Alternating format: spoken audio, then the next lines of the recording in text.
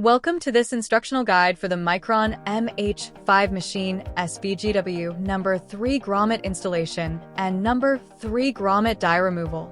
Follow these step-by-step instructions carefully to ensure smooth operation and optimal performance. Let's get started. Step 1. Powering on the machine. First, connect the air supply to the machine and turn it on. Check the emergency stop button and ensure the machine is fully operational. Step 2. Installing SPGW number 3 grommet. Insert the washer into the lower die and place the grommet into the upper die. Position the fabric in the middle, aligning it properly. Use either the finger switch or foot pedal to perform the cutting and setting process in a single step.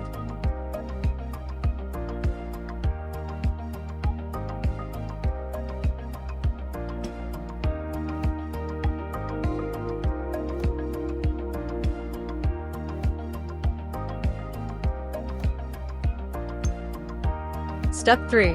Removing number 3 grommet dies. Before removing the dies, disconnect the air supply and ensure the machine is turned off.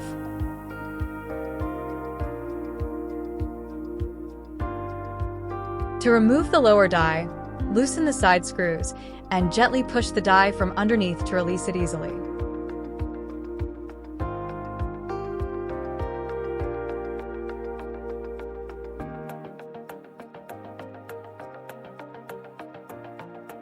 Similarly, for the upper die, carefully loosen the side screws while holding the die with the other hand to prevent it from falling.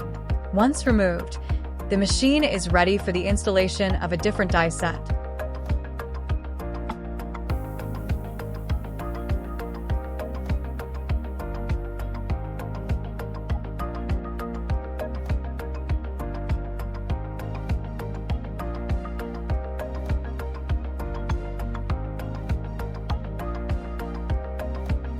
By following these steps, you can ensure accurate cutting and secure grommet application.